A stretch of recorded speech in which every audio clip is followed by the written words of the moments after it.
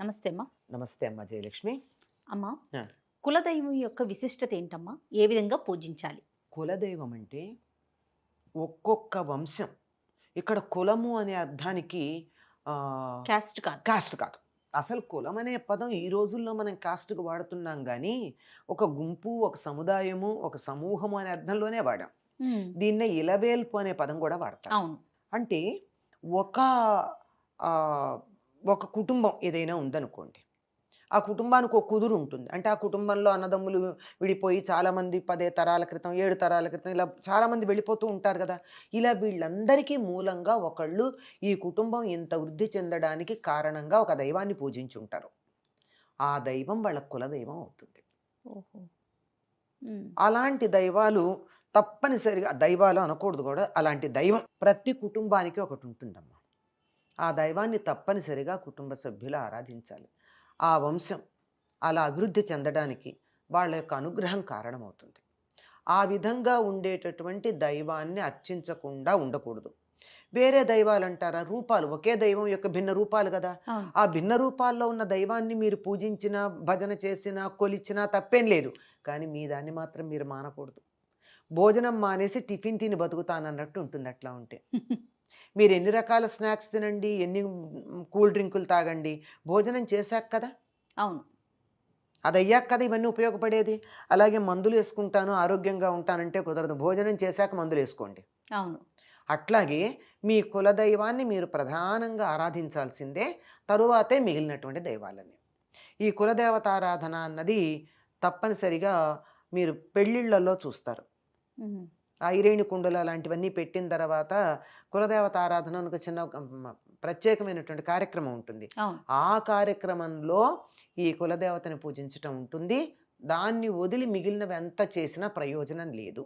ఉమ్, మీ అసలు వాళ్ళనే వదిలేక మా మమ్మల్ని మీరు పట్టుకున్నావంటే తాత్కాలికమే, నీ నిష్ట ఏమిటి అన్నట్టు ఉంటుంది. ఆ దైవాలు కూడా వాళ్ళ దైవాల యొక్క దృష్టి మన మీద. సాధారణంగా కులదైవంగా ఎవరుంటారమ్మా? తెలుగు ప్రాంతాలలో మీరు ఏ గ్రామంలో చూసినా ఇప్పుడు కొత్తగా ఒక 50-60 ఏళ్ళగా వచ్చినటువంటి దేవాలయాలు పక్కన పెడితే ఏ గ్రామంలో చూసినా ఎవరి ఆలయం కనపడుతుందమ్మా మీకు? రామాలయం. రామ మందిరం కనపడుతుంది. లేదంటే మనకి ప్రత్యేకంగా స్వయంభూ ఆలయాలు ఎవరు ఉన్నాయి? ఎక్కువగా నరసింహస్వామి నరసింహస్వామి. ఉన్నాయి. ఈ రెండు ఉండేటటువంటి అవకాశం ఉంది ఎక్కువగా. ఉమ్, ఉమ్, ఉమ్, ఇప్పుడు మీరు ఎన్ని రకాల ఇప్పుడు రకరకాల పేర్లతో వచ్చేటటువంటి దేవతారాధనలు మనకు కనపడుతున్నాయి. అవును. పైగా ఎక్కడో ఏదో పురాణంలో ఉన్న ఏదో ఒక దేవత పేరు తీసుకొచ్చి ఆ దేవతను ఆరాధిస్తే మీ కోరికలు తీరతాయని చెప్పేటటువంటి వాళ్ళు కూడా కనపడుతున్నారు. అవును. వాళ్ళు పురాణంలో ఉన్నారు, ఆ పేరు లేకపోలేదు. అవును. కానీ అలాంటివి ఇవన్నీ చెయ్యండి, చెయ్యొద్దని ఎవరూ చెప్పట్ల. ఉమ్, కానీ మీ పూర్వులు తాత ముత్తాతలు ఏ దైవాన్ని ఆరాధించారో దాన్ని వదిలిపెడితే మాత్రం నేల విడిచి సాము చేసినట్టు. చాలామంది మాకు సంతానం కలగట్లేదండి, అక్కడ మొక్కుకున్నాం, ఇక్కడ మొక్కుకున్నాం, అది చేశాం, ఇది చేశామని చెప్తూ ఉంటారు. వాళ్ళకి ఒకటే ఒక సూచన నేను తరచుగా చేసింది, ఫలితం ఉందని చెప్పారు. నేను పెద్ద ఆలోచించి నాకు వాస్తు జ్యోతిష్యాలు ఏమీ తెలియవు కానీ అమ్మా. ఊరికే జస్ట్ హేతుబద్ధంగా ఆలోచించి చెప్పింది. మీ కులదేవత ఆరాధన చేశారా అని. కులదేవత అంటే ఎవరండి ఉమ్, అంటే మీ పూర్వులందరూ ఎవరిని ఆరాధించారు? ఏమోనండి, మా ఇంట్లో పెద్దవాళ్ళు లేరు, అనేక కారణాలు అవును. చెప్పేవాళ్ళు లేరు. మా అందువల్ల మా కులదేవత ఎవరు? కులదైవంలో మాకు తెలియదు. అయితే మీ బంధువుల్లో ఇదే ఇంటి పేరున్న వాళ్ళు చాలామంది ఉంటారు కదా, వాళ్ళల్లో కామన్గా ఎక్కువ పేర్లు ఏమున్నాయో చూడండి, ఆ ఇంటి పేరున్న వాళ్ళ వెళ్ళి అడగండి. ఉమ్, అడిగితే వాళ్ళ ఇంట్లో ఎవరిని ఆరాధిస్తున్నారో తెలుసుకోండి. మీ పాత కాలంలో ఇంట్లో ఉమ్, ఇప్పుడున్న ఫోటోలు లేకపోయినా ఏదో చిన్న బొమ్మ ఏదో ఉండేది కదా దేవుడికి, అవును, దేవుడి అవును. గూట్లో. ఆ ఉండేటటువంటిది ఏది ఉండేదో అది వెతుక్కోండి, అది మీ కులదైవం అవుతుంది. మిగిలిన దేవతారాధన మానమని చెప్పట్ల, కులదైవాన్ని మాత్రం మర్చిపోకండి. అది చెబితే చాలా కష్టపడి అవసరం నెత్తిన తంతుంటే ఎవరైనా చేస్తారు కదమ్మా. అవునమ్మా. కనుక్కున్నారు, మాకు ఫలితం వచ్చిందని 2 ఏళ్ల తర్వాత వచ్చి చెప్పారు. ఉమ్, ఎలా పూజించాలమ్మా కులదైవాన్ని? మనం మామూలు పూజ పెద్దగా ఏముండవు. ఒక్కొక్క ప్రత్యేకమైన పద్ధతి విధానం ఏముండదు. ప్రత్యేకం అంటే మనం ఒక్కొక్క కుటుంబంలో ఒక్కొక్క పద్ధతి ఉంటుందమ్మా. ఇక్కడ కూడా సామాజిక వర్గాల భేదం ఉంటుంది పూజా విధానంలో. ఆహా. ఈ పదాలు వాడచ్చో లేదో తెలియదు కానీ నేను చెప్తున్నా, అర్థం కావాలని చెప్తున్నాను.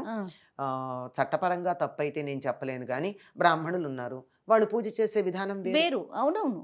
కదా. అవునమ్మా. అలాగే బ్రాహ్మణేతరులు ఉన్నారు, వాళ్ళ పూజ చేసే విధానం వేరుంటుంది కదా. ఉమ్, ఏ విధానంలో పూర్వులు పూజ చేశారో ఆ విధానంలో కొనసాగించండి. లేదు, ఇప్పుడు నేను కొత్తగా ఎక్కువ శాస్త్రోక్తంగా చేయాలనుకుని నేను ఆధ్యాత్మికంగా ఉన్నత స్థితిలో ఉండాలనుకుంటున్నాను. నేను నేర్చుకున్నాను. మా ఇంట్లో మా అమ్మ ఒట్టక్కడ దేవుడి దగ్గర దీపం పెట్టి ఒక పటిక బెల్లం ముక్క నైవేద్యం పెట్టేది. ఒక హ్మ్. అగరొత్తి వెలిగించి. హ్మ్. ఆవిడకేమీ తెలియని గూడా తెలీదు. మా హ్మ్. నాన్న గూడా అలాగే చేసేవాడు. కానీ నేనిప్పుడు ప్రత్యేకంగా పూజా విధానం నేర్చుకున్నాను. నేను పూజ చేయాలనుకుంటున్నాను. శాస్త్రోక్తంగా చేయొచ్చు. ఓకే. చేయకూడదనేం లేదు. హ్మ్. కాకపోతే మొదలుపెట్టాక కొనసాగించాలి. ఆ! అదొకటి ఉంది. ఇప్పుడు మీ అమ్మలాగానో, అత్తగారిలాగానో ఓ దీపం వెలిగించి వచ్చేస్తానంటే ఇట్స్ ఓకే. లేదు నేను సావకాశంగా చేస్తానంటే కనీసం నీ జీవితం ఉన్నంత కాలం అంతానైనా ఆ విధంగా కొనసాగించాలి. హ్మ్. మళ్ళీ కొంతకాలం చేసి మళ్ళీ నేను పాత పద్ధతికెళ్ళిపోతానంటే ఏదో ఇంటికి పిలిచి భోజనం పెట్టకుండా పంపించినట్టు ఉంటుంది. హ్మ్. ఇబ్బందులు పాలవుతామంటారమ్మా? ఇబ్బందులు కాదు గానీ మనకే అనీజీగా ఉంటుంది. హ్మ్. దేవుడు ఎప్పుడు కూడానమ్మా శాడిస్ట్ కాదు. అవును. హ్మ్. శిక్షించడు. శిక్షణ ఇస్తాడు. కొంచెం గుర్తు చేస్తూ ఉంటాడు. ఇలా చెయ్యాలి కదా! నేనున్నాను. మర్చిపోయా ఆ! కాదు. ఇలా చేస్తానన్నావు ఆ! మర్చిపోయావా సుమా? హ్మ్. మర్చిపోయినట్టున్నావు అని గుర్తు చేస్తాడు. అంతే తప్ప దేవుడు ఎప్పుడు శిక్షించడు. శిక్షిస్తే దేవుడు ఎందుకు అవుతాడు? పరమ కరుణామూర్తి, ప్రేమావతారం భగవంతుడు మన్ని ఎందుకు శిక్షిస్తాడమ్మా? అది అంచేత కులదైవాన్ని మర్చిపోవడం చాలా ప్రమాదం. ప్రస్తుత కాలంలో సందర్భమే అనుకుంటున్నాను. అసందర్భం కాదనుకుంటున్నాను. ప్రస్తుత కాలంలో ఈ పా పురాతన కాలం నుంచి వంశపరంపరగా ఆరాధిస్తూ వస్తున్నటువంటి దైవాలని మర్చిపోయి, దేవుళ్ళని కూడా ఫ్యాషనబుల్‌గా తయారు చేసుకొని మనం ఒక మోజులో పడి ఆహ్, పద్ధతిలో వెళ్ళిపోతున్నట్టుగా నడుచుకుంటున్నాం నాకు కాబట్టి. చాలా అనిపిస్తోంది. ఆ! జాగ్రత్తగా మనం గమనించుకోవాలి. మనం గనక రాముడిని చూసినట్టయితే రాముడు తప్పనిసరిగా తమ పూర్వుడైనటువంటి వంశకర్త అయినటువంటి సూర్యుడిని ఆరాధించేవాడు. హ్మ్. అలాగే తమ కులదైవమైనటువంటి రంగనాథ స్వామిని ఆరాధించేవాడు. అంచేత ఎవ్వరూ మానలేదు. హ్మ్. అవతార పురుషులే కులదైవాన్ని వదిలిపెట్టనప్పుడు మనమెంత? మనం తప్పనిసరిగా కులదేవత ఆరాధన చేయాలి. ఇందులో హెచ్చుతగ్గులు గాని, వీళ్ళంతా ఫ్యాషనబుల్‌గా ఈ దేవుడిని ఆరాధిస్తున్నారు, ఈ రకంగా చేస్తున్నారు, ఇది కొత్తగా ఉంది అని ఆహ్, అనుకుని మనం పూర్వులు, మన పెద్దలు, మనం ఈ స్థితికి రావడానికి కారకులైన వాళ్ళు ఏ దైవాన్ని ఆరాధించారో, ఆ దైవారాధన వదిలేయడం అన్నది శ్రేయస్కరం కాదు. నమస్తే. నమస్తే అమ్మ.